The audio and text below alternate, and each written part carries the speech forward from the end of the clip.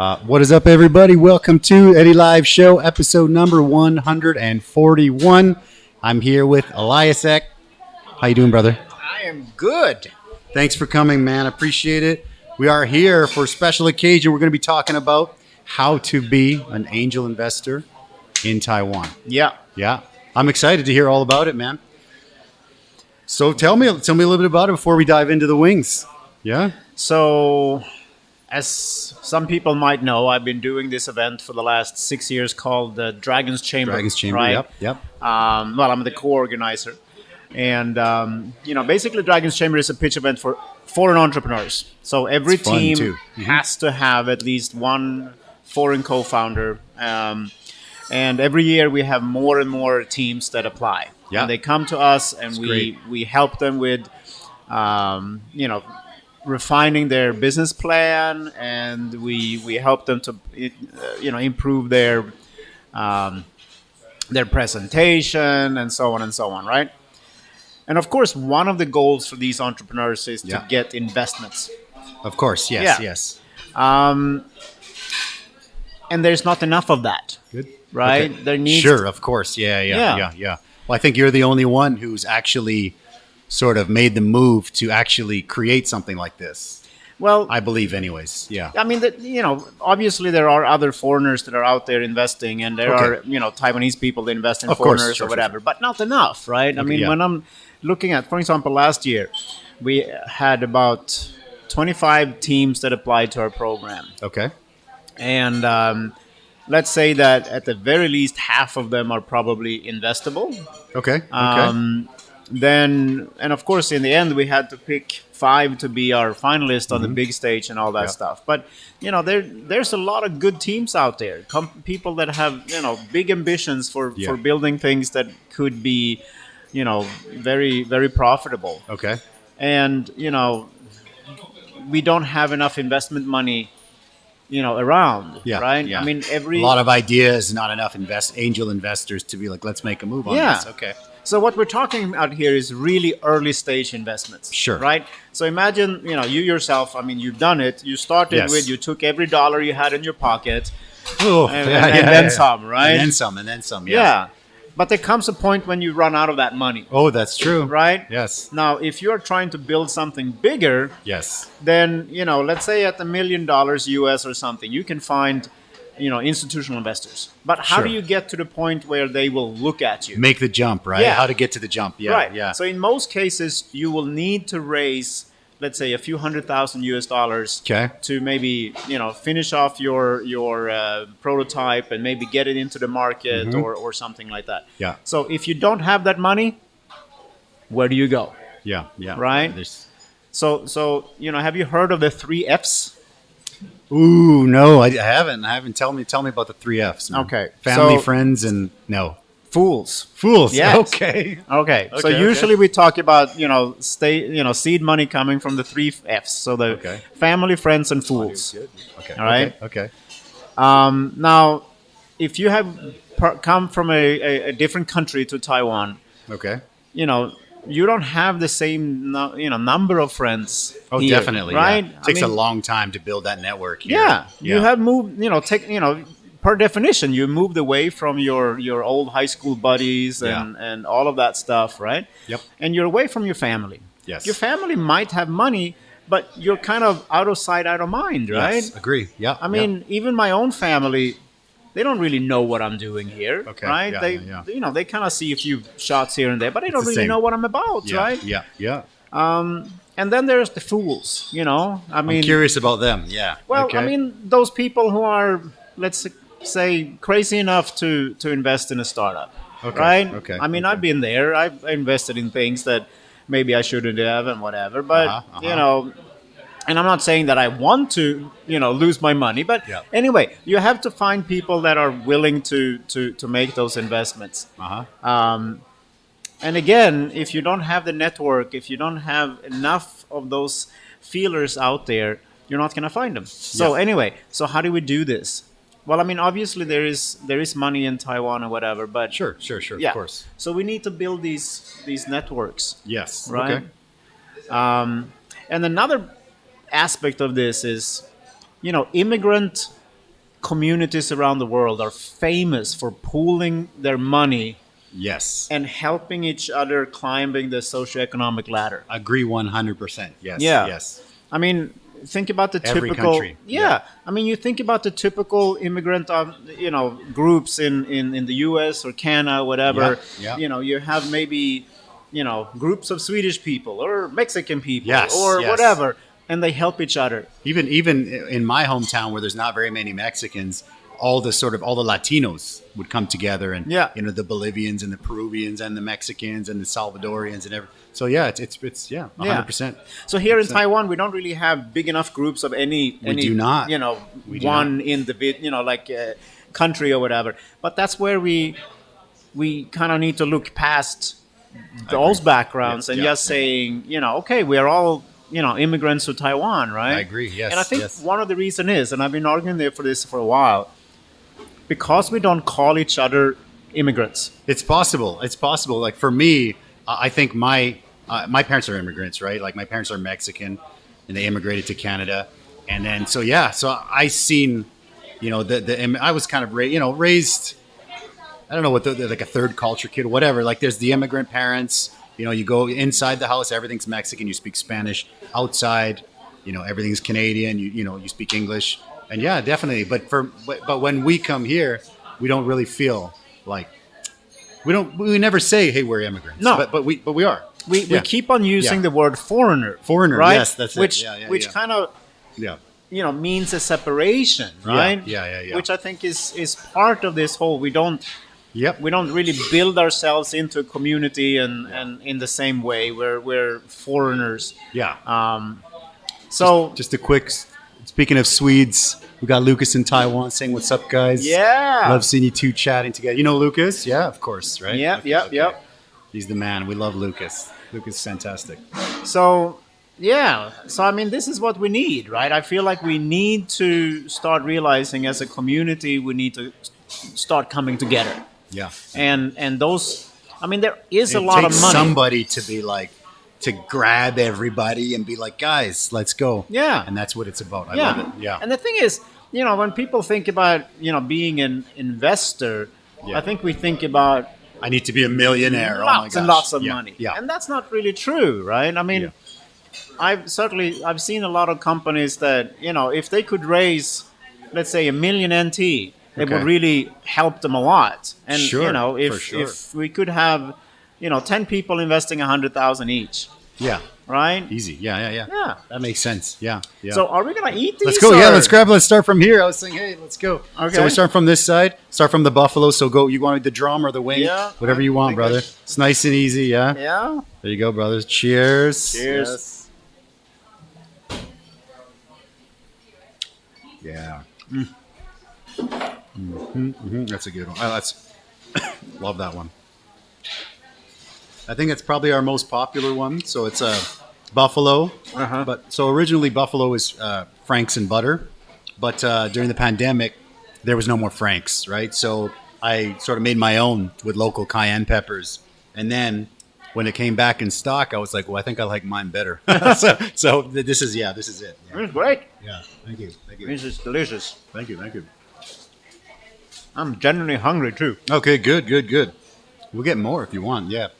So, in your opinion, what makes sort of a successful startup, like something that an angel investor will look at and say, "Yes, I'm putting money into that."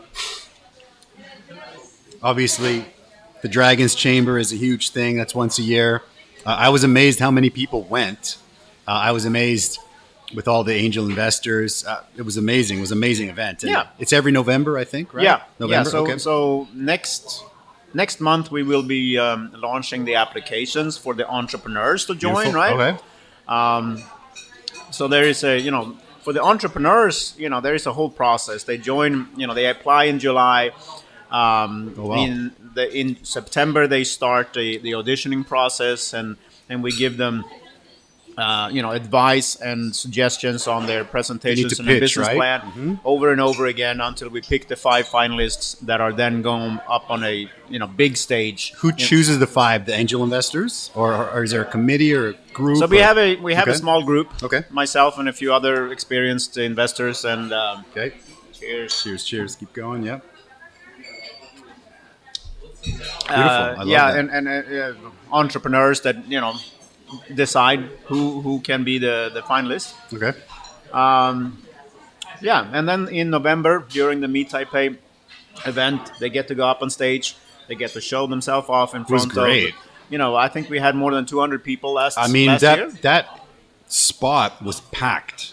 It was all day too. Like it was great. Yeah. It was fantastic. Yeah. Yeah, and the Meet Taipei event organized by Business Next is a fantastic event. Yeah, Anybody who is involved in wanting to start companies and so on in Taiwan should really attend that. But you're asking, okay, what makes for a investable company? Yes, sir.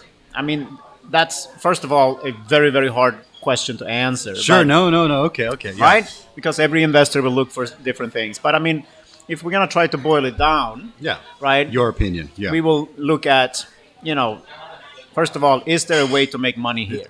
Of course. Right? Yeah, that's the main thing. Yeah. Yeah. Well, nobody's investing. People, I would imagine they're not investing with emotion. They're thinking, I'm going to put in $1 million and make 15,000 a month for whatever, whatever the numbers are that they're thinking. Well, most of us, when we invest, we certainly look for a financial return, right? So we hope that there is a way to make money off of our investment, right? Sure, of course. Now, I would say when we're talking early stage, it cannot be financial only, right? You also have to look at, of course, let's say the team. Do we believe the team can deliver? Okay. Right? The person the founders, do we believe that they can deliver on what they are saying they're going to do? Okay. Yeah. But also, I do think that what they are going to do matters to some extent. For example, I give an example. I invested earlier this year in a company in New York. Okay. It's the first time that I invest in a team. I've never met them. Wow. Okay. I've never seen these people before, only via video link. Okay. But they have invented a overlay on top of Netflix or Disney Plus that helps counselors and therapists to help their patients to analyze their reactions to emotional events. So let's say, for example, you're watching, a therapist have a young student that is, having emotional issues, mental issues. Okay. And they want to try to, help that person to better understand how they are reacting to certain stimuli and whatever. Mm-hmm. So you're watching, the end scene in the movie Titanic, for example, Rose is up on the door and Jack is floating away. Yeah, okay. And then it stops and there's a question coming up and you say, well, what do you feel right now? And if the person is saying, oh, that was so funny, I am so happy. I'm so happy they're dying. Yes. Oh, yeah, okay. Well, then you're probably a little bit on another scale. You know what I mean? Okay. So anyway. That's great. I love that. So this system is trying to help because the prevalence of bad mental health among children, especially in the world, is horrible right now. A lot of cell phones, social media, TikTok. Yeah. When we were young, right? Yeah, there was when you left the school, you left your bully behind. True. Oh, that makes sense. Okay. Right? Yeah. These days, kids can be, followed by that bully all the way into your bedroom, right? Wow. It sucks. Yeah. So that's why, teen suicide and so on. Anyway, my point is, sure. I put money into this team. Absolutely, I want to make money, but I do believe in what their mission is as well. In the product. Okay. Right? I believe in what they are going to do. Okay. So there is a balance there. You know, makes sense. It has to be something you feel like almost like a passion. Like, that's something. Okay, let's go for it. Right? Yeah, that's how you decide. At least that's a possibility. Okay. How long ago was it that you invested in this? Ooh. Recently, or was it beginning of the year? Or? No, this is more like February or something. Okay. And I feel from my point of view, it's also like I'm also looking for things where I might be able to have some impact on them. Beautiful. For example, my experience working in B2B marketing Okay. for whatever it is now, more than 20 years, right? Yes, that's a long Can time, my yeah. advice and my suggestions, can I contribute something to this company? Hopefully, so they can avoid the pitfalls that you did in the first year or 5 years or 10 years or whatever. Yeah. Yeah. So I mean, Beautiful. that also means that, if a company is, let's say, in a very, very technical field that I have no knowledge about, and they are selling to people I don't really understand or whatever, then, maybe I don't pick to invest in them because, like, I can't contribute other than my money. And because Yeah. I am not a super rich guy, so I can't give them a Understand. boatload of money. In most cases, they would want to have, investment from people that can give them, both money and something else, maybe. Okay. Yeah. Some kind of knowledge, experience. Yeah. Right? Okay. And then another way that often happens then is that people will join together a group and invest. Yeah. And maybe, That's you great. know, out of 10 people, maybe 9 of them only have a little bit of money. They don't have much time. They don't have special knowledge. But we have a lead investor, let's say myself, Okay. that can say, okay, well, I will spend a little bit of my time with these companies. So you can invest the money, and, I will invest a bit more of my time into this. Okay. Right? It's great. Yeah. So, And your experience, it's invaluable, really, right? I mean, there's a lot, like you were saying, there's a lot of people with money, but to give some experience, let's say a restaurant. I've been doing this for 15 years, so I'm not perfect, but a lot of people that I know, when they're starting, they'll come and they'll ask me questions, and I will try to help them avoid the pitfalls that I did. Yeah. Yeah. So that's worth money. That's worth something, right? Yeah. Yeah. For sure. Yeah. So I'm talking to one guy right now that is related to food. Okay. But I couldn't help him at all when it comes to the product with Okay. the food items and whatever. course, But yeah. that's also marketing, right? How do you set up a channel? How do you Marketing, reach yeah. customers and so on? So I'm interested, and everybody eats. That's the thing. I mean, everybody's always going to eat, right? So yeah. Speaking of that, let's grab the next one. Go ahead. This is I think a step up. Do you want the drum or the wing? 都可以. Okay, I'll take the top one here this time. And we've got the this is chipotle, like All right. like a smoky honey chipotle. Yeah.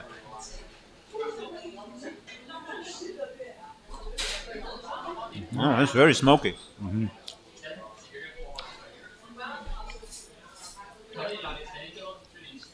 Chipotle is a smoked jalapeno, so usually it will have a smoky sort of a flavor. Yeah. Sometimes spicy, sometimes not, but yeah. Levels, right? Nice and easy for this Yeah. one. Yeah. Okay. So how many wings do you sell, in a day, in a week? We sell a lot, man. On Wednesday, we do half priced wings. So usually everyone's coming in. The funny thing is we don't, on a half price Wednesday, we don't make that much on the wings. But people come in, they get some wings, and 9 out of 10 people that come in, they're getting entrees or something, Yeah. and beers and drinks and stuff like that. So we do sell a lot. I think when people watch the show, they want to try kind of the last one. And we have a set of like 3 of this one and then 3 of a less spicy one. That sells pretty well. Sometimes people want like 6 of like the spiciest one, and you'll see when we get there, it's definitely not necessary. Yeah, so I mean, that there's sounds- a big number for sure, though. That sounds like a bit of masochism, if you ask me. I mean, the last one is just it's for fun. Depends on how spicy you want to go. It's a little bit rough, but yeah, Rushi's had it. It's a pretty rough one, but it is what it is. Just a little bit of a funny clip at the end, basically. Yeah, man. So for people who want to become an angel investor, obviously they can come to the event. Yeah. In the description below, there is a link with the link you gave me to the website, but there's also a link to the Facebook event. So if you guys want to check that out, definitely look below, click the Facebook event link, and click going, and let's go. Yeah. Right? So maybe you could talk a little bit about what's going to happen at the event. Yeah. So we have a number of very experienced investors who are going to be there. So after I give a little bit of an introduction, we're going to have a guy called Mark Shi. Mark Shi made his money from being a co-founder of several very successful companies. Made his money that way. And we joked that the first company he was considering to make an angel investment in was my marketing company, Inspire. Okay. Inspire. In the end, he chose not to. Okay. And I hope every day I make him regret it. You got to make him, yeah. Yeah. But so Mark has gone on and invested in a lot of different companies. And he's very experienced. And he also is the kind of guy who often would then take the lead and understand Great. the legalities. So he will talk about, first of all, why he became an angel.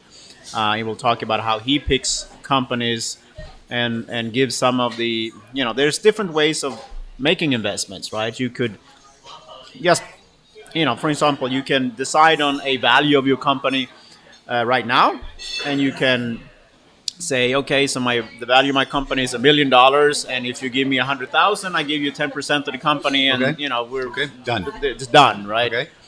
There are other ways to do it. That is, for example, that we don't really know what the value of this company is right now. So I'm basically lending you this money now. Okay. And maybe down the line, you're going to negotiate an investment with a more experienced investor who's going to put in more money. Okay. So we maybe write an agreement that, okay, then at that time when that happens, I get to invest in at the same valuation, but maybe with a discount. So I'm getting a little bit better rate than what this, because I was earlier. My risk is higher. So as an angel investor, the goal is to have a little bit of a bunch of different companies, or is it to be like, here, I'm going to give you the money, you can pay me back, and we're even? No. So those are, So in most cases, an angel wants to make small investments in quite a few companies. Sure. Makes sense. To have a little bit of passive income everywhere is everyone's kind of dream. Yeah, because the chance, we'll be honest, investing in small companies, in early stage companies, it's very high risk. Right? I was going to say, yeah. Right?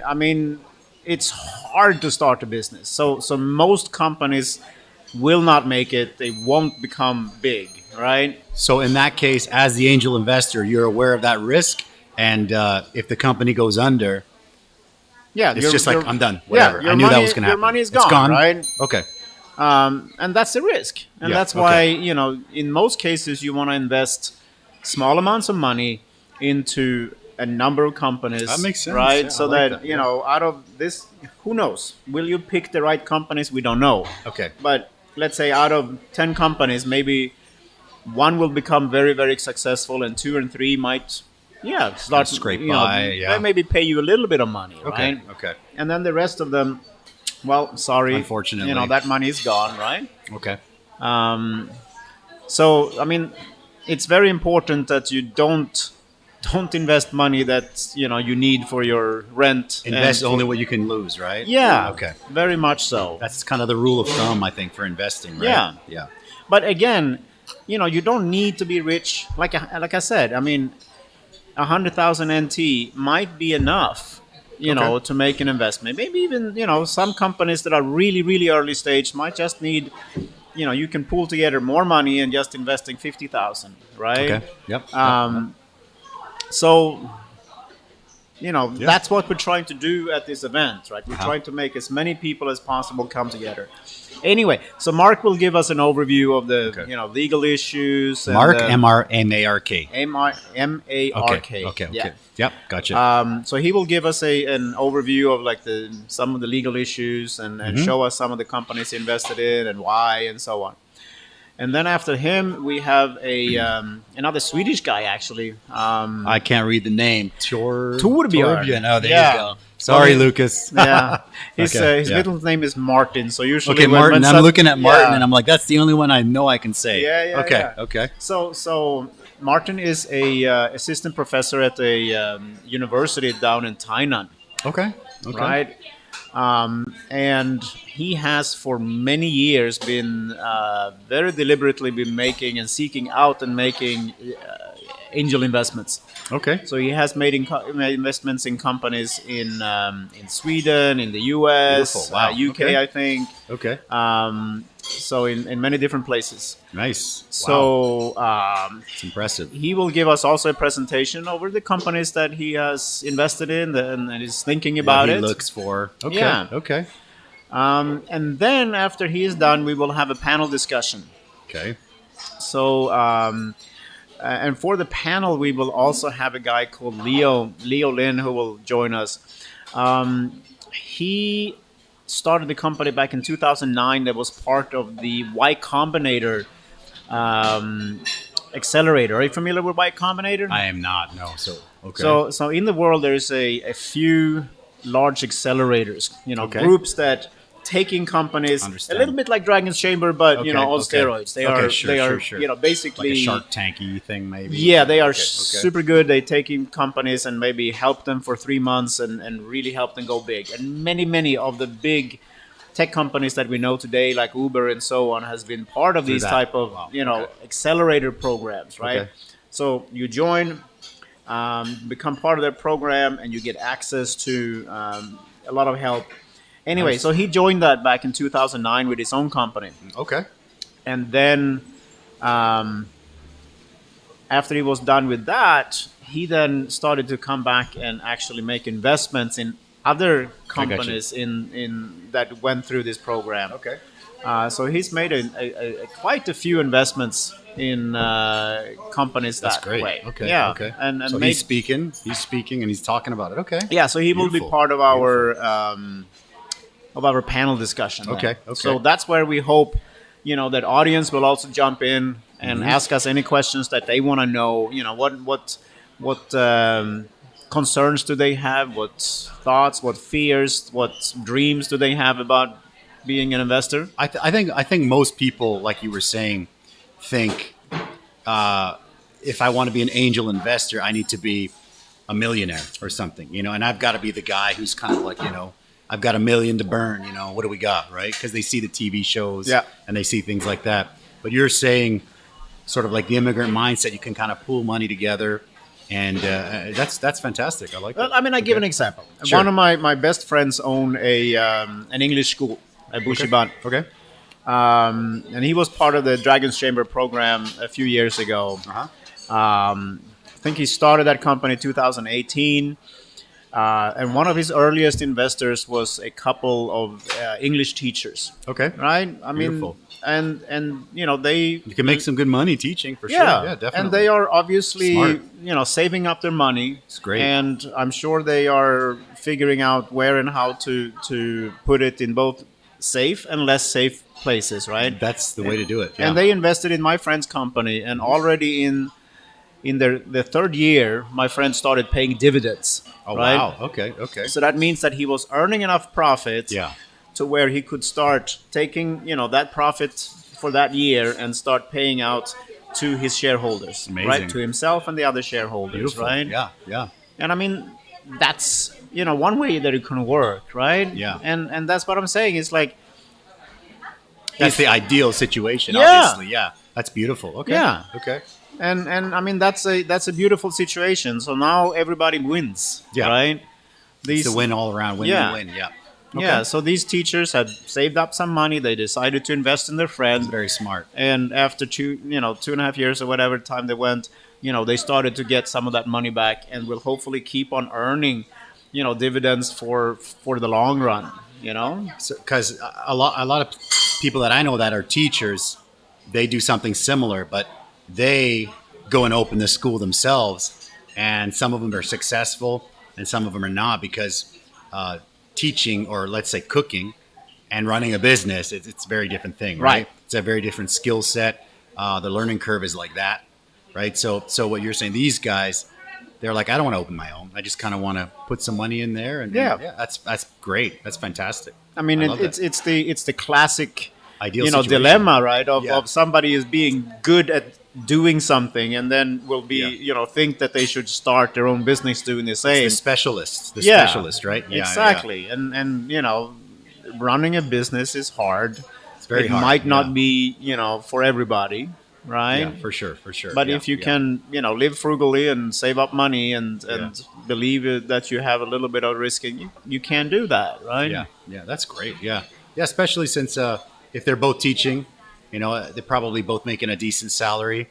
They live frugally. They definitely, that's beautiful. I love that. And then, of course, in the foreign community, we have all of the, the professionals then, right? I mean, the lawyers and the company CEOs and so on and so on. That's right? one of the reasons I started this podcast, because some of these guys that come in and we get to chatting and it's like, wow, this is beautiful. Yeah. I agree 100%. Yeah. Yeah. So they are also earning, probably a nice decent salary. Nice salaries for sure. Yeah. And you can put the money into the mutual fund and, all of that stuff and do that. But try something fun, maybe. Yeah. Maybe you have a little bit of money that you can risk. And then if we can add to that. So I learned this word, I think it was 2 years ago. I learned the word impact investing.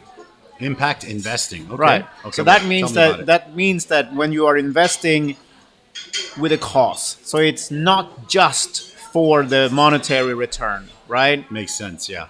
So yes. So what you did with your New York company. Yeah. Exactly. Okay. Yeah. Okay. And if one can look at now our foreign immigrant community here in Taiwan, it's big if we put us all together. It's a big group. Yeah. Yeah, and here's the thing, right? Again, why are we always called foreigners? Why are we not called immigrants? Okay, so I was looking up IMDb the other day, an actress in a TV show that I was watching, and the description said that such and such actress was an American actress born in Russia, I think it said. Okay. And well, when will I ever be a Taiwanese businessman born in Sweden? That's it. That's a tough one. Will that ever happen? I don't know, man. Maybe not. I don't know. But maybe not in our lifetime. No, least. probably not. Yeah, but unfortunately, I think that we can, as a community, I feel like we can help some of that process along. Yeah, by, of course. Investing in our own community and helping each other to build better, bigger businesses.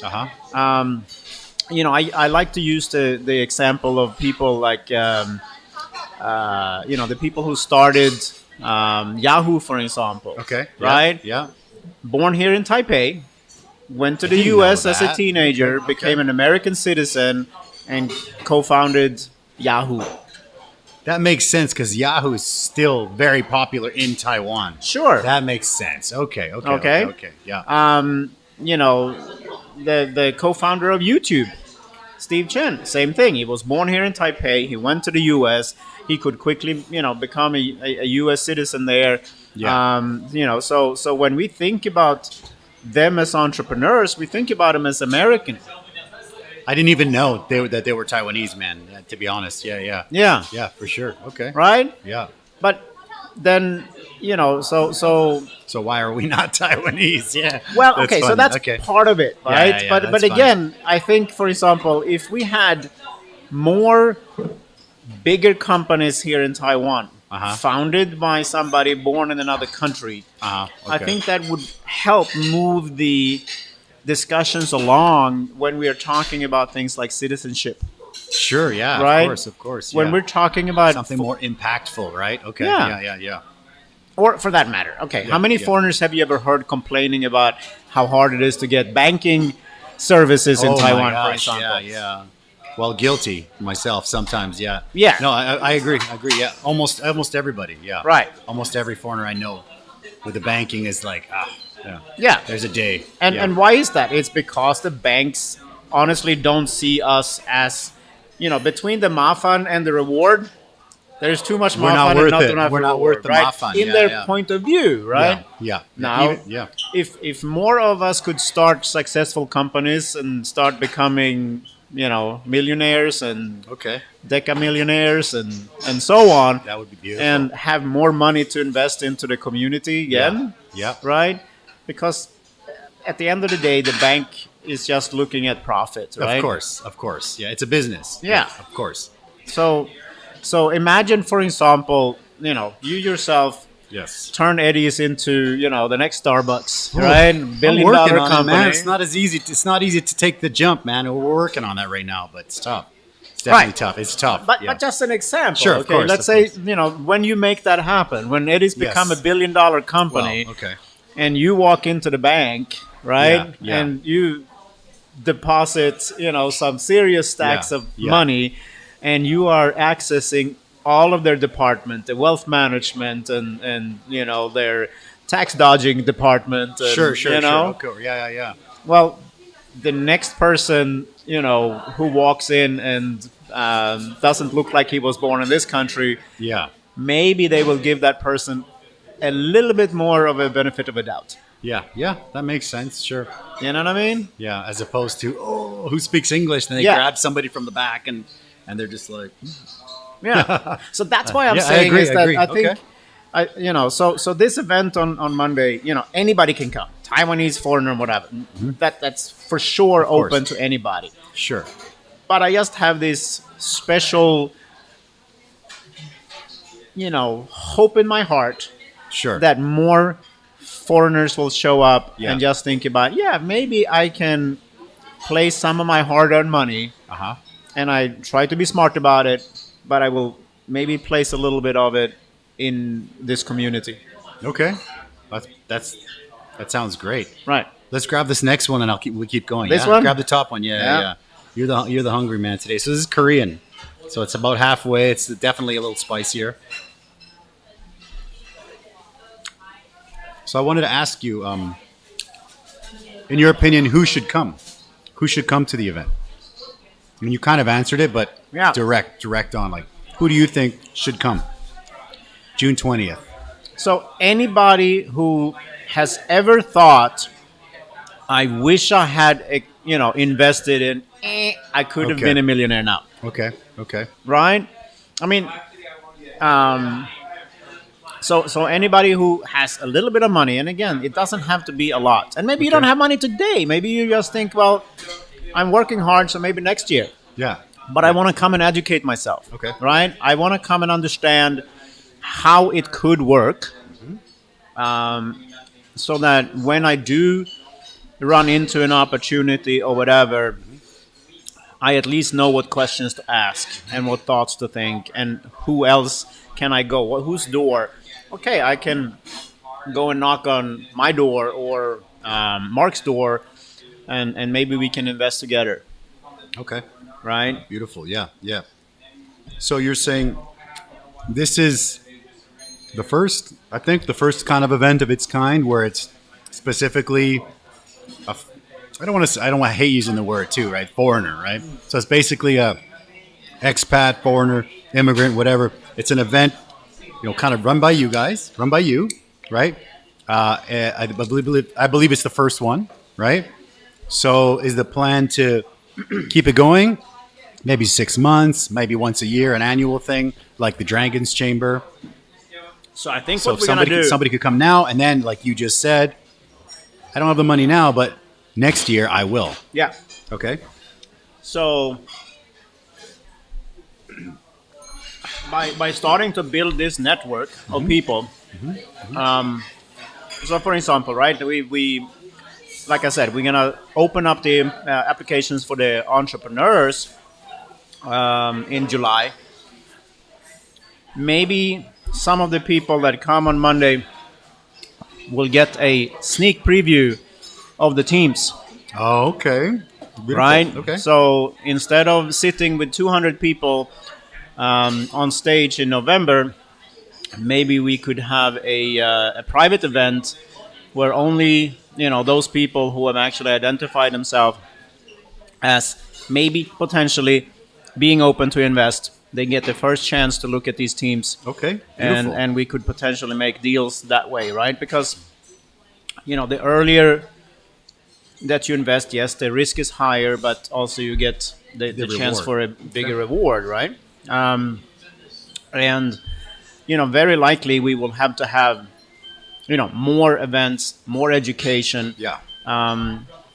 Because you're not going to learn everything in one go, right? Of course, yeah. And then, of course, there's going to be, so let's say, for example, will send out a message saying, okay, we now have a company here, Eddy's needs to raise, $100 million to go big. To go from small to big business, yeah. Right.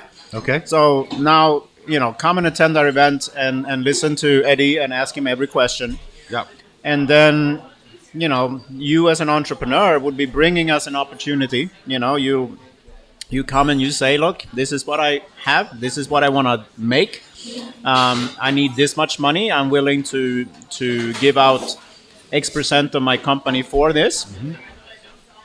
But again, there's going to be many choices. There's going to be a lot of different choices to make. Sure. And that's something that, the more experienced people in this group could probably do more of that evaluation. Mm-hmm. And other people can say, well, I don't really know, but, I have to choose to trust the person who has the time and the inclination to really dig into Eddy's numbers and his team and so on, and make the recommendation about what we should invest in, right? Okay, sure. Okay, very nice, man. Very nice. How's it going with the spice? So how was the set? This one was totally okay. Okay. Yeah. Okay. Yeah. But being from Sweden, we usually we have this joke about Swedish food as being mostly brown. Okay. I mean, have you ever seen a Swedish meatball? Yeah, of course. Yeah, of course. That's funny. So, most... Now, I think there are plenty of Swedes who like spicy food, but, I'm not a super spicy kind of guy. Okay. That's good. That's funny. But every now and then it's good to venture outside of your comfort zone, right? Just as in business. And anything in life, right? Yeah. Agree. So have you ever invested in something that you haven't run? I haven't actually, man, because right now what I'm doing with this, I've tried different things like cryptos and stuff like that, which obviously right now it's not great. Right. But I would like to, I'm definitely interested in doing something like that. What I've done right now is, so this restaurant, we started from a stand, that. Took us longer than it should have, but 15 years later, things are good. What we're doing now is I actually hired a restaurant consultant to help systemize everything, because we do have our systems, we do have everything, but I want to optimize and just clean everything up, because when you do something, as you probably know, when you have your own business and you're in it a lot, it's hard to optimize it, because you're like, oh, that's necessary. Oh, that's necessary. Oh, that's necessary. Whereas when you hire sort of an outside consultant, they're like, well, like, for example, today I had a meeting with them. They're like, well, labor should be max 30% or something like that. Right. Yeah. And then you're like, well, and you're like, no, make it 30%, so instead of having, 4 in the front, have 3 in the front or something. Right. And then, so that's really something that you can do that on your own, but it's not likely, right? To kind of almost like a coach. You were saying last time, I mean, you looking so fit these days, and you're talking about hiring a coach. Yeah. Most people don't want to hire a coach because they think they don't need it. It's a waste of money. Like for me, I'm a restaurant owner for 15 years, and just this year, with some of the profits from the restaurant, some of it from like the crypto that I had from the last year, we hired a consultant, and I had gone through different processes of buying, how to systemize your restaurant, a book, how to scale your business, a course, this and that and this and that. But there's nothing like having somebody, like you meet somebody once a week to be like, this is what you do this week. Yeah. We're going to optimize everything. Because here, when you're a business owner, you can see it. You can see, I need to optimize this. I should fix that. But then it's just like there's so much going on. Right. And then you're like, wow, it's still profitable or whatever. Who cares? I'll get to it. And then you never get to it. Right. So, yeah. So that's where I'm at right now. So I haven't, I would love to invest in other companies. But right now I'm taking everything and I'm really going to optimize this. Because like we were saying, I do want to expand. And I have expanded twice. but not the right way. I mean, it seemed like twice the work, half the money, and I'm like, that doesn't make sense. Yeah. So, yeah, we want to definitely do it. It's doable. If you look at Mayur's doing great. Pizza Rock, right? There's a few places like that are doing it. Right. So, yeah, I want to do it too. Definitely, yeah. So I would love to, but right now, this year, my goal is to really optimize everything, and then maybe open one or two more, and then maybe franchise. Yeah, that's my plan. Do I want to own a whole bunch? Not really, but I don't know. Even if I don't franchise, to have it to the point where it's like a business in a box. It's like, okay, you spend $5 million, you're gonna get profit 300,000 NT a month forever or whatever, right? Something like that. That'd be great. Yeah, I mean, that's where I'm at right now. So, I mean, one of the reasons why I spend a fair bit amount of time on these type of events and whatnot is because when I started Inspire, it's been 20 years, man. 20 years. 20 years Woo! And 2 months. Congratulations, my man. 20-year anniversary. Yeah, and when I started Inspire, and Inspire was just, my second business in Taiwan. Okay. And there were no community. There was no people I could go to. There was no doors I could knock on and saying, would you like to invest, and would you want to come in and be on my board and all of that stuff. Now, I had some friends that invested with me. Okay. But they very quickly ran out of the amount of money they had. And so I got the first, the friends part. Okay, I got a little bit of their money. Sure. But then when you wanted to go to the next round, I was like out of groups to go to. Resources to find. Yeah. Makes sense. And, I am pretty sure that my company could be bigger today. Okay. If I'd had more resources early on. At the beginning. Okay. Right? And then at some point you get to the point where mine. You know what I mean? Yeah, of course. Yeah. Sure, and you're like, well, it is what it is. Now let me, so I'm very lucky in that Inspire runs very well, and it pays me a decent amount of money every year that I can live off of, and I'm very happy, and I can invest in other things. That's fantastic. Right? That's the dream. That's beautiful. I love it. But again, if I had been able to get other people to invest in more money earlier on, I think we could have been a bigger company. Okay. Right? And I think that's also a lot of the foreigners that I meet are so concerned with everyone stealing their company. Yeah, they want to own all of it, 100%. 100%. Right? If I have to give up any part of that control or whatever. Yeah. And I'm like, 20 years ago, I remember telling people that, do you know that Bill Gates owned 5% of Microsoft, and he's the richest man in the world at the time, right? Exactly. Yeah. I don't know how many percent of Amazon that Jeff Bezos owns, but it's not 100%. That's for sure, right? Yeah, for sure. Yeah. So in most cases, getting to play with other people's money, right? And that's the thing, right? I mean, you're starting a business. You need to have an idea. Yeah. Yes. You need to have people, and you need to have money. Yeah. Right? You have to have it. And if you don't have enough money of your own, that resources, well, that's what an investor is for, right? Yep. And that's why I'm saying, I think there are definitely, why couldn't the next unicorn, the next billion-dollar startup, be a Taiwan-based company started by somebody born in Canada or Sweden or, Cambodia or whatever, right? Yeah. Agreed. Yeah. Yeah, But- of course. Why not? Yeah. Yeah. But in order to make that happen, that person with that idea has to be able to access, They need some kind of money. exposure. Yeah, money Yeah. at each stage of that company's life cycle. Yeah. Right? Yeah, because again, for a restaurant example, for me to get to the point that I want to get to on my own, that's like a lifetime thing, or maybe not. Maybe my daughter does it, Right. or maybe my daughter doesn't want it and she gives it away or sells it or whatever. Right. So my idea with the restaurant is I love it. It's a great business, like you said. Everyone needs to eat. But what happens when a mom and pop shop, right? Like, I don't want to be mom and pop. Like, I want to give people the feeling of good food. Yeah, of course, there's nothing wrong with a mom and pop shop. It's great. But what happens when mom and pop, they get older, they want to retire? If they have kids, they're going to give it to the kids. Yeah. And then if it's 50-50, the kid will be like, okay, cool. Then the kid is just hustling for their whole life too.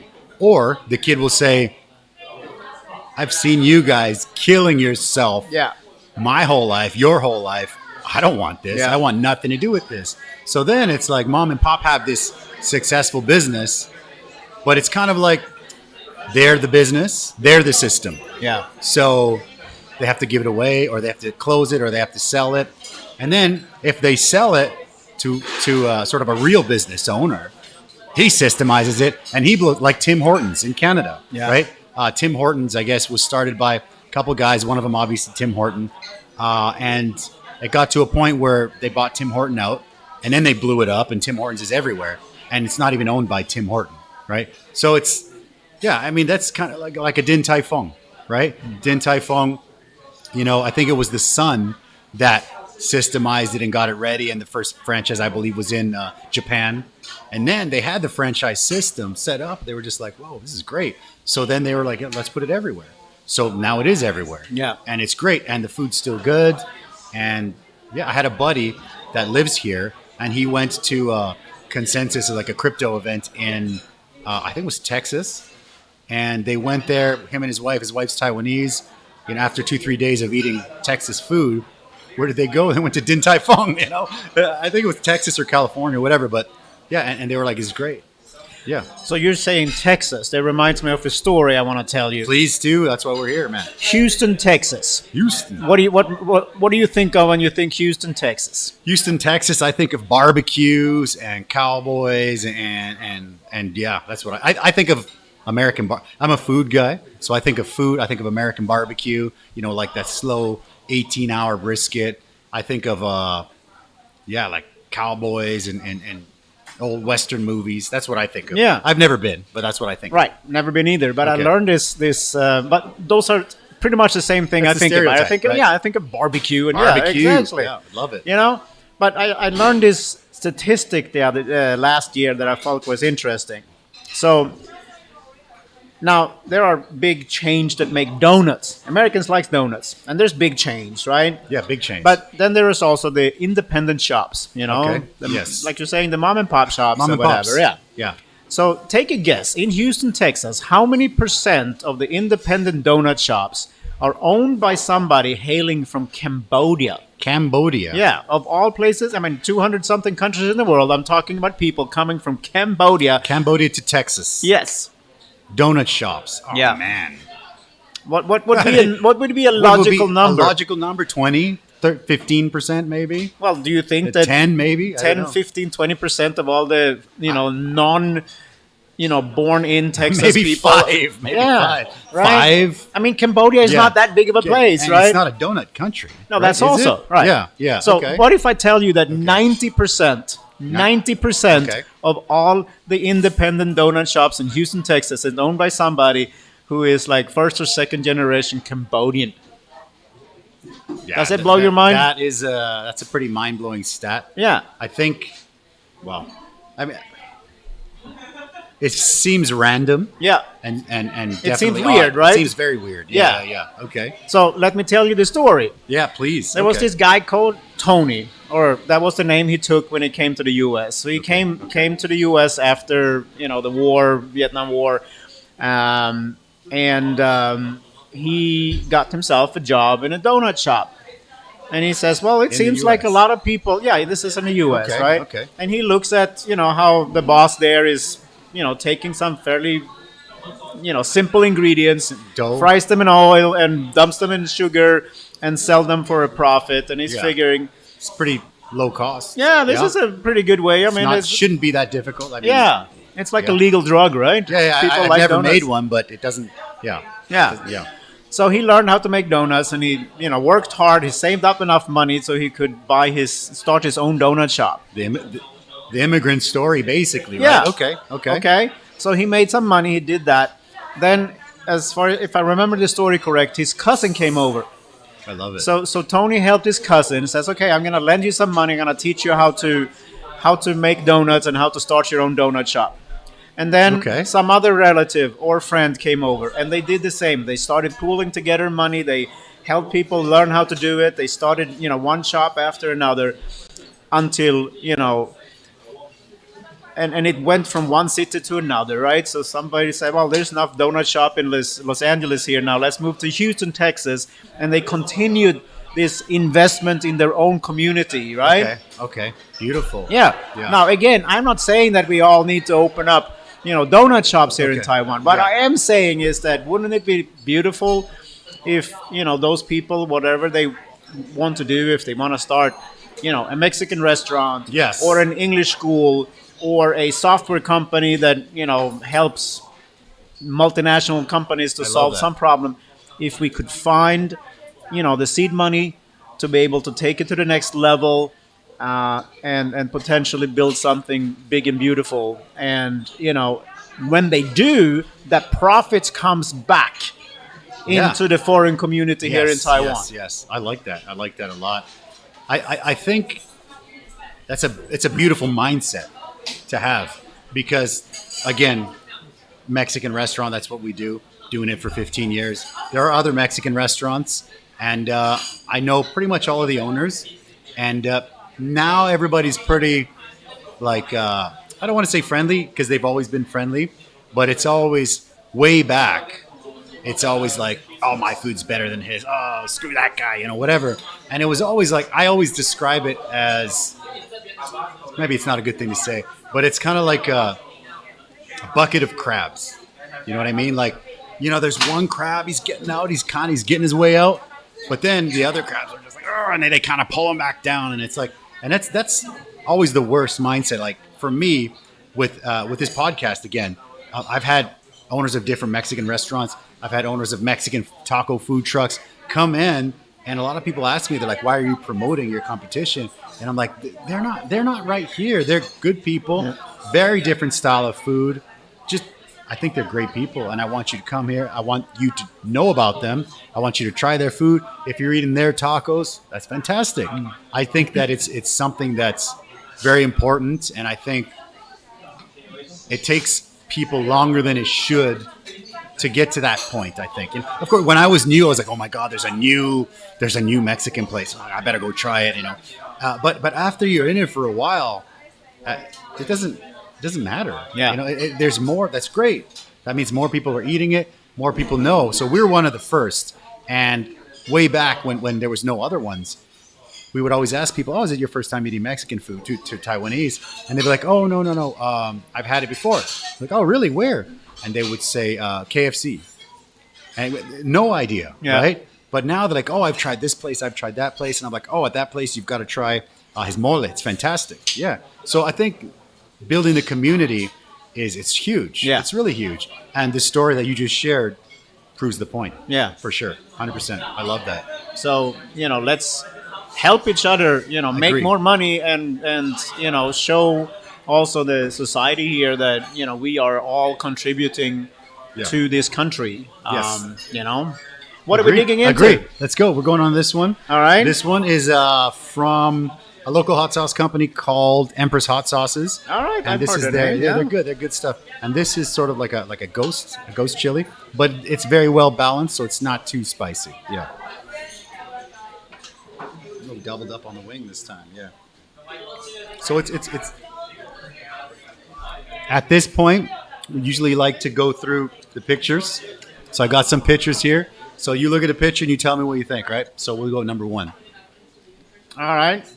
I like this picture of myself. It's a great picture. Yeah. It's a great picture. So this is me being a dragon at Dragon's Chamber. I think it's 2 years ago. We usually have 4 or 5, dragons as we call them. Same ones, or they alternate? Alternate. Okay. Myself and Revital. Okay. We have been the same every time, and then the other 2 and 3 tends to rotate. Beautiful. Okay.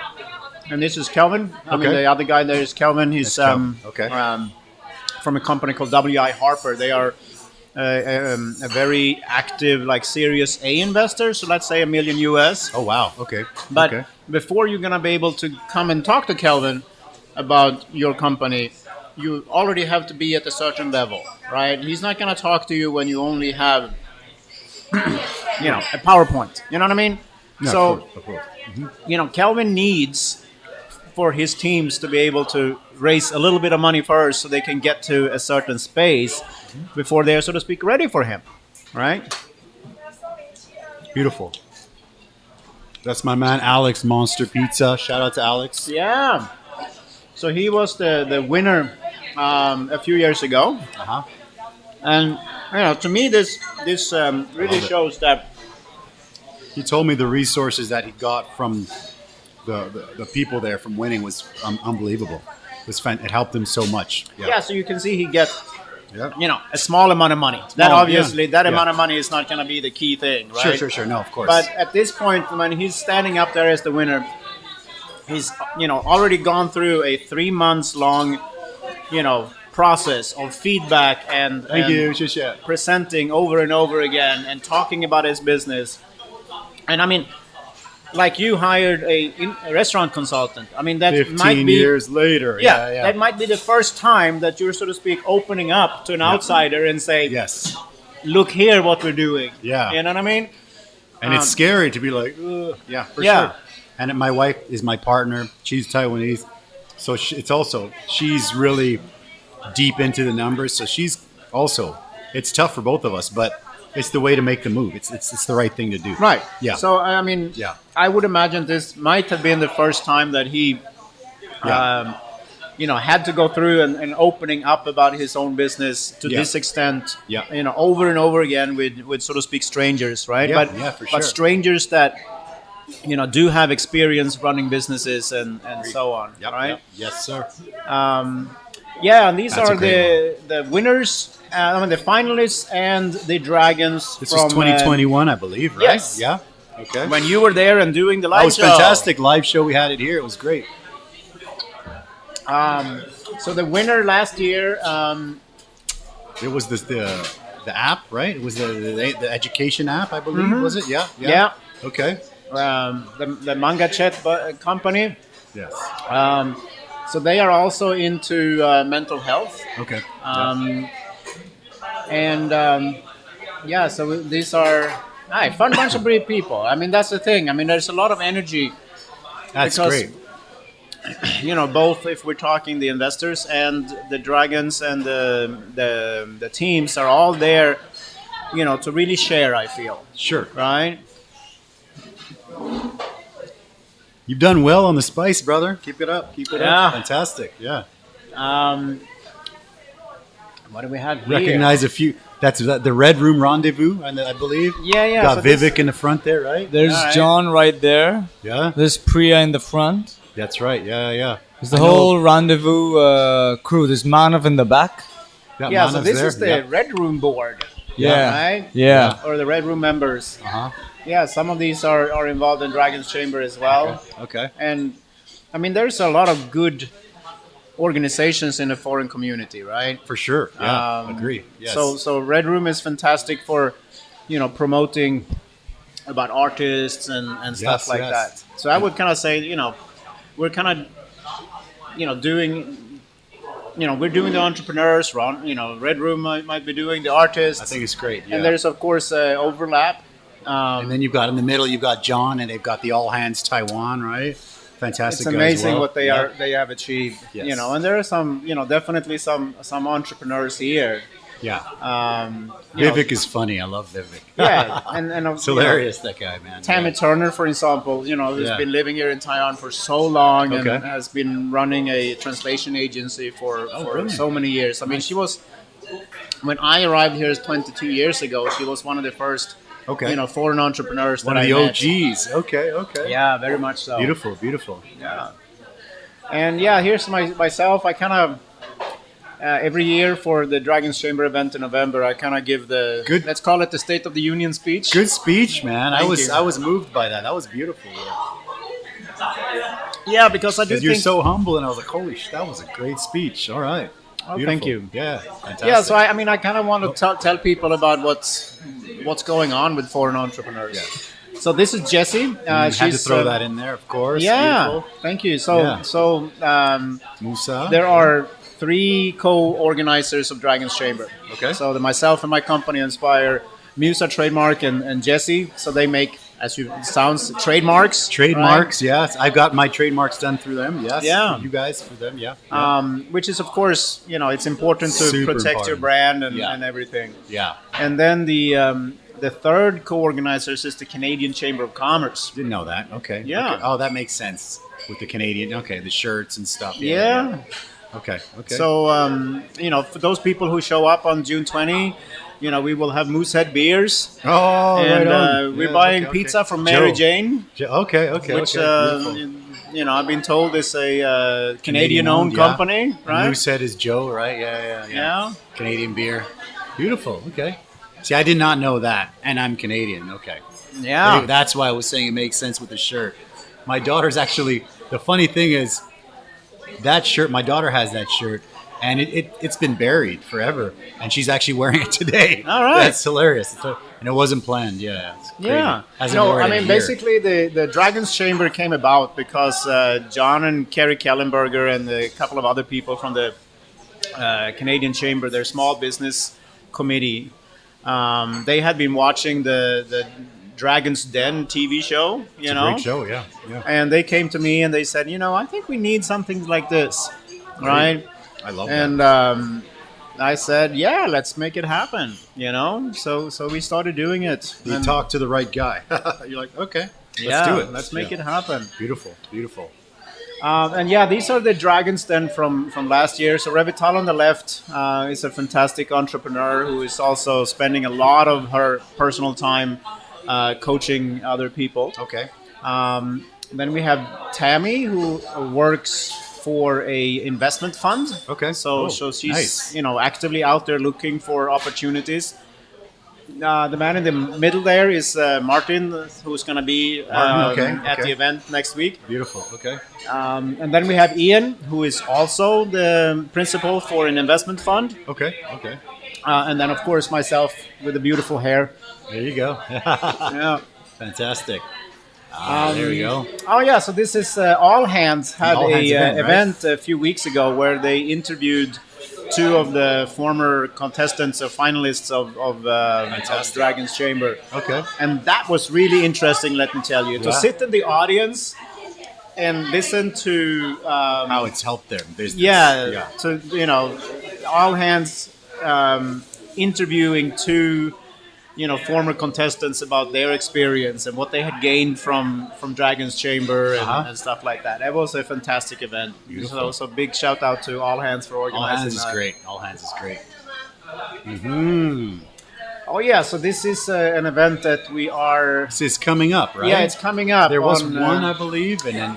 No, it we didn't were happen. going to have it, Okay. but then Corona was, too up there. So we Okay. Never happened. Yeah, Gotcha, it didn't gotcha. happen, but it's coming up again, June 26th. I'll change the plate. So we are... Okay. June 26th. Okay. Yeah. So 6 days after the other one. Yeah. Okay. And Well- where is this one at? Is this at one of Mayor's restaurants? Or where is I this think one? we're gonna have it at one of Mayor's restaurants. Okay. Nice. And basically, so the 3 of us, you know Mayor as a successful Sure. restaurateur. Andrew, of course, is the leader of the Taiwan Impact Entrepreneur Group. Great group for sure. Yeah. You can have. Want a refill on any of these? No, I'm Okay good for so me. far. Okay for now. Yeah. Okay. Maybe horchata because the last one's a little rough. Yeah.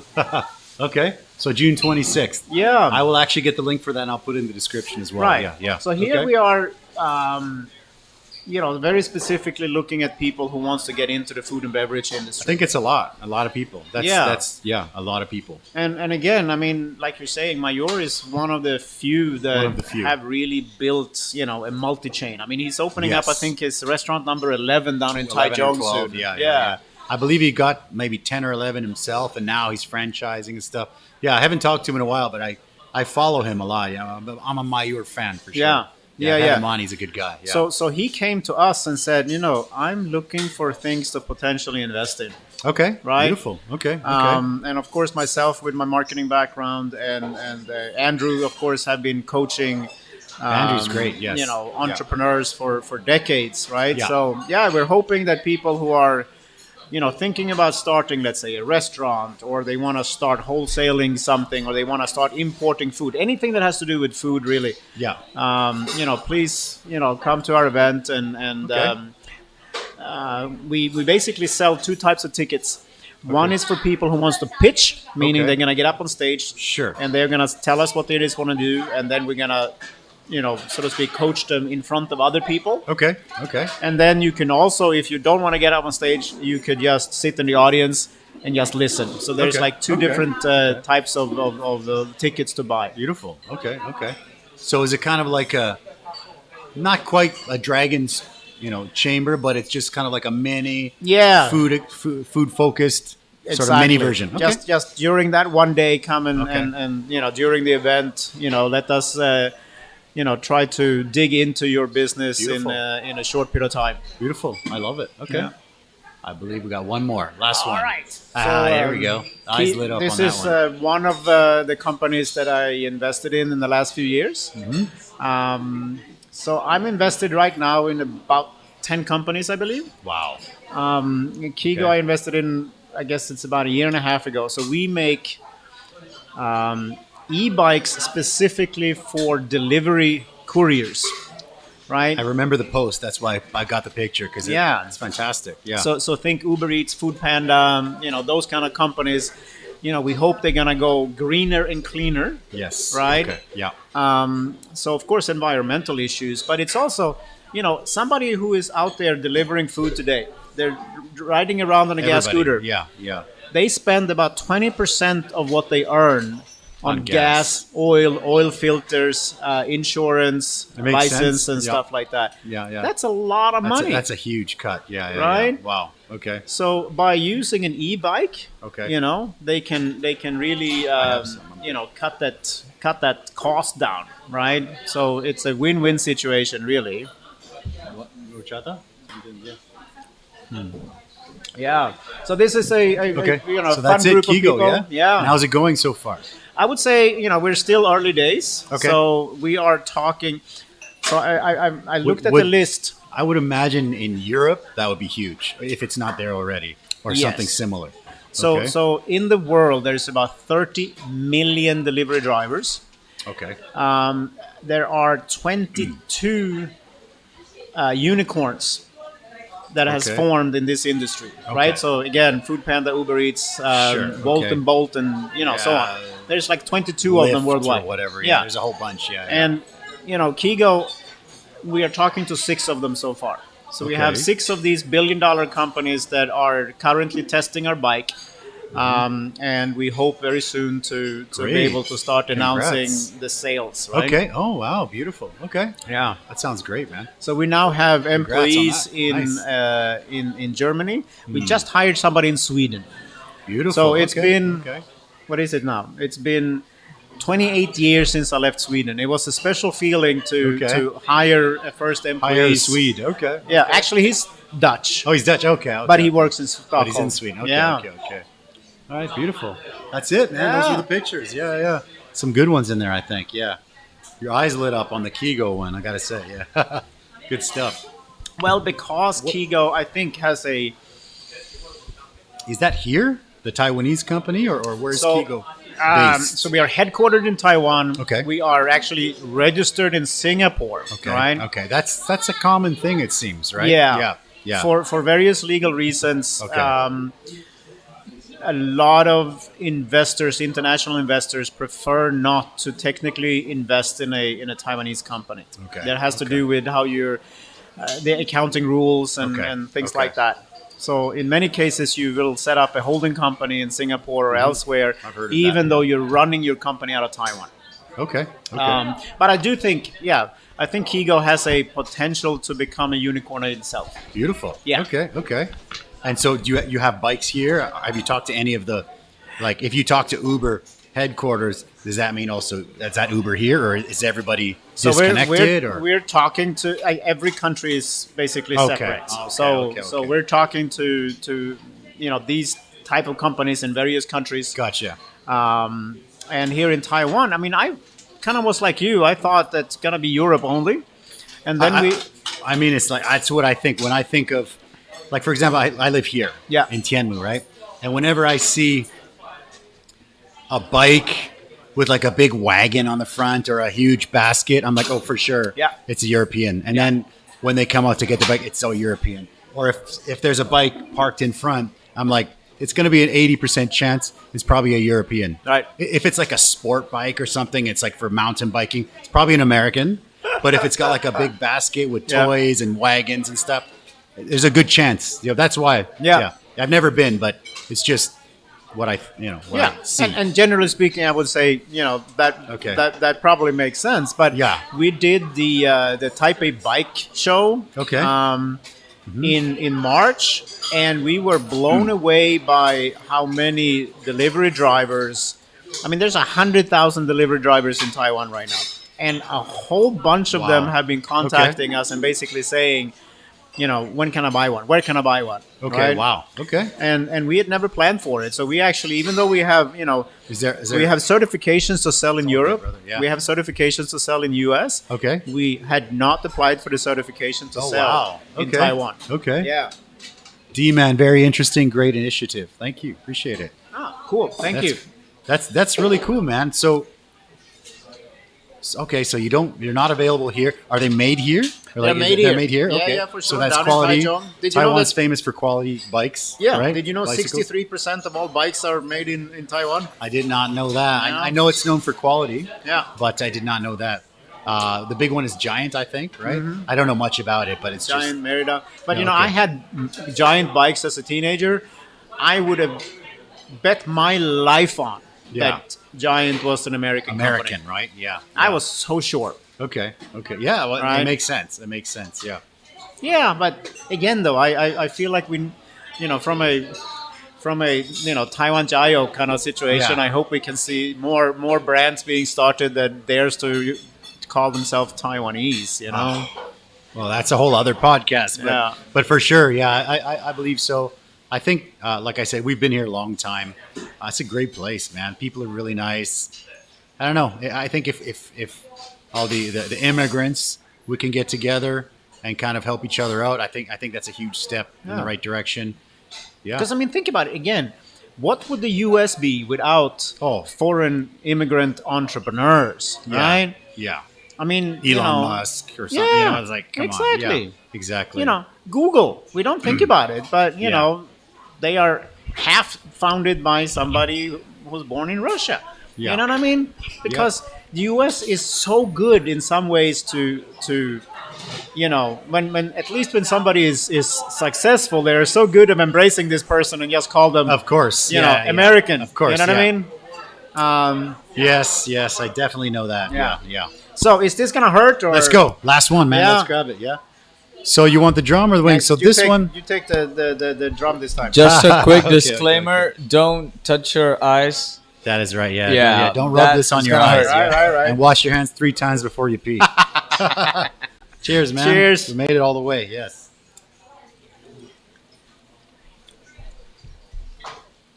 This is gonna be fun to watch now. Let's see how do you guys take it, Eddie? How you doing? You got first one down. Not too bad. It's a little delayed response to this thing, isn't it? Are you still? Yeah. Do you feel it yet? No. It's made with Carolina Reaper, Okay. which is So what does that genetically- mean in terms of? I mean, I know that Scoville scale, right? Is this like on 9. it's up the top. Top. Okay. Ooh. It's like I think this would be very tiny bit lower than the Death Reaper or something, or Black Death, which is the hottest one. Hey. Yeah. It's good we have various beverage to. That's what it's for, man. Went down the wrong side here, so I'm losing my voice. But there's definitely a delayed response. It doesn't hit you right away. That's going to keep coming too. Yeah. Woo-hoo. So, what do you call this? This is a delicious drink. So this is horchata. It's like a rice water, milk, vanilla, sugar, cinnamon. It's great for spice. It's a common Mexican drink. Yeah. Oh yeah. Beautiful. Oh wow! It does have a kick, doesn't it? Like I said, it hits you on your tongue. So for angel investing, I mean, are there for a business who needs investors or needs some kind of help aside from angel investing? Are there other options? Like, I mean, government. I know that. Well, in theory, there are government grants and stuff like that, right? Are those common? I know that you're the guy to ask about that, right? So, Yeah. there are for sure government grants. In Taiwan, they are not very large, Okay. but I would definitely say people should look into them. You can get grants for, like when you first start out. Yep. Taipei City, for example, has a 1 million NT startup grant that you can apply for within the first 12 months. I've heard about that. Yeah. Then there is a marketing grant Okay. up to 5 million Oh wow. Okay. and a R&D grant up to 5 million. Okay. Now, those are matching grants. So you do have to have some money So you on have your to own. have your money, and then okay, Yeah. which So- makes sense, right? I mean, yeah, you can't just have like some random idea and be like, I got no money, just give me 5 million. So that obviously doesn't work. You have to have a 5 million matching, Right. Something like. Or so whatever it again, is. what happens if you don't have that $5 million, right? Very few people will have 5 million to just kind of lie around and test out on an idea. Right. Yeah. So then the question is, you can go to, if you can find an investor, right? So let's say, for example, you go to an investor and say, look, if you invest $1 million with me, and I will go to the government and I will hopefully get another $1 million. So now we have 2 million, right? And with 2 million, I can do this. So ideally, step one, angel invest idea. Okay, idea obviously. Yeah. Step two, angel investor, and then step three, maybe grant. Yeah. Could be Okay. like that. Okay. And I remember we talked about this many times. There are grants available for foreign expat, I believe, businesses, Yes. and they're not claimed usually because no one really knows about them except you. I mean, you're the only person that I know. Well- is that accurate or not really anymore? There are people who are applying for them, and I would say definitely the success rate for foreign applicants, I would say, is lower than for locals. Okay. Unfortunately, that is, I Yeah. would say that's the truth. Okay. Yeah. No problem. Okay. So Kigo, my e-bike company, is E-bike. right now going to apply for an R&D grant. We are Okay. developing our second bike, Okay. and nice. that's going to cost us a lot of money. Sure. Of course. Yeah. So we are going to apply for that grant, and we hope that we can get some help Okay. from the government for that. And then, of course, the question always comes: well, can I borrow money? Yeah. Well. As a foreigner, it's hard. Like we Very talked hard, about, yeah. right? Most Yes, banks yes. don't really want to lend money to foreigners. Now, I had a Unfortunately, milestone happen to me 2 months ago Okay. where my main bank called me and asked me if I wouldn't be interested in borrowing $10 million. Oh, really? Okay. And I'm like, where were you 20 years ago? Yeah, exactly. Oh my Right. gosh. Okay. So, I felt like, okay, I have gray hairs and this and that. That tells me I'm getting older. But having the freaking bank calling me and actually asking me if I want to borrow That's money, that pretty was awesome. a pure That's a- sign of getting older. And yeah. Wow. Okay. Yeah. I mean, for us, for example, even during the COVID situation where there was the lockdowns and everyone's announcing government grants, especially for restaurants. We didn't get anything. Wow. We couldn't, like, we went and we're like, oh yeah, can we apply for this? The 0.5%, interest, whatever loan. And we're like, and they're just like, yeah, sure. And then it gets to the paperwork where it's like, oh, the Fujiren is a foreigner. Okay. Okay, yeah, no. But no, my company did borrow. We borrowed. Okay. So in 2020, honestly, just because I wanted to see if they would accept me. Of course.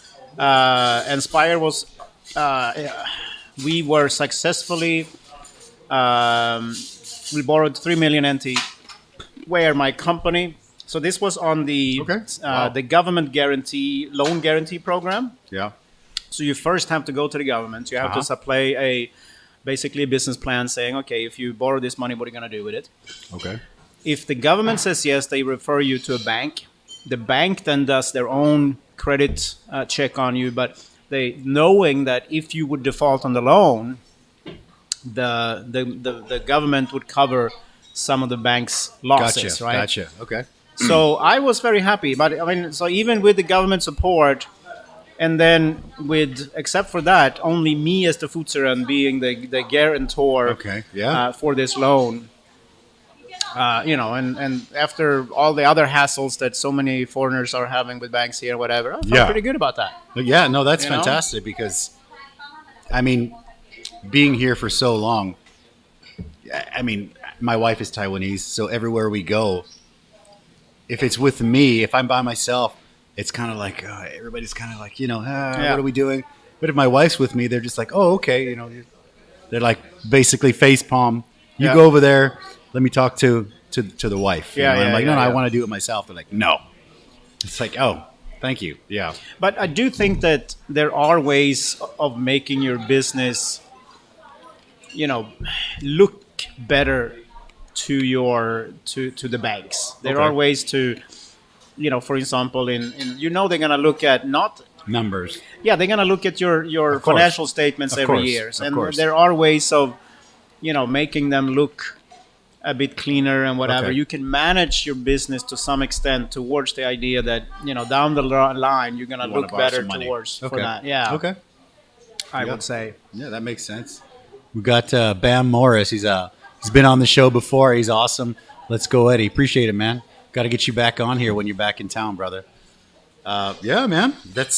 So I took a nibble of that. Yeah, well, I took a bite too. If you're only taking one, I'll take one, and we're good. No, I'm good. You're good. Thanks. You're good. That's a rough one, yeah. So the Carolina Reaper that's just made for pain. It was basically bred by, I believe, some really a few different breeds of really spicy chilies, and there was a guy in North Carolina apparently that he bred this specific chili to be way hotter. So yeah, it's pretty crazy. Our chilies, we get them from a farm in Pingdong.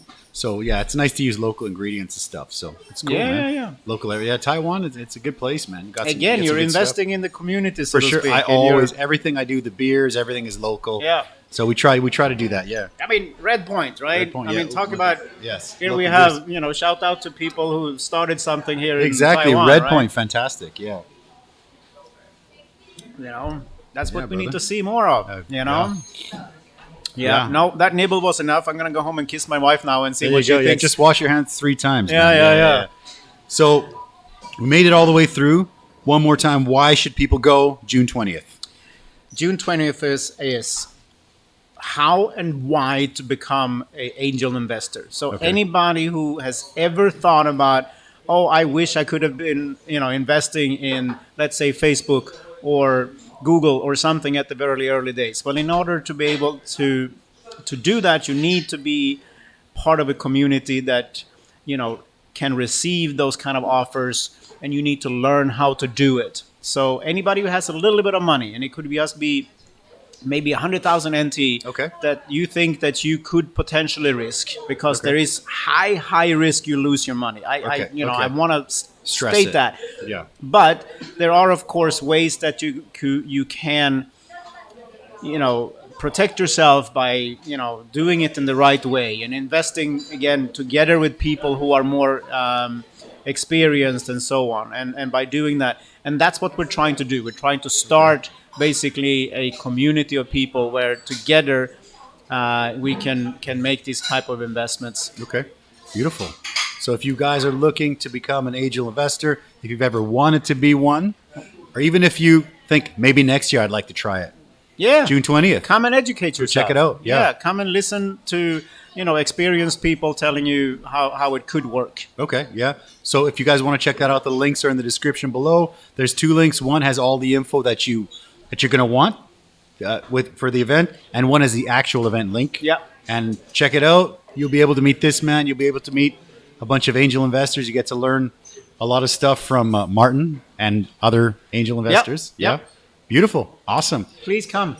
Check it out. Thank you guys for checking out the show. Thank you for coming, brother. I appreciate it. Cheers. Always a pleasure to see the OG of the entrepreneurs in Taiwan, Taipei. Appreciate that. Thank you guys. See you next time. Bye-bye.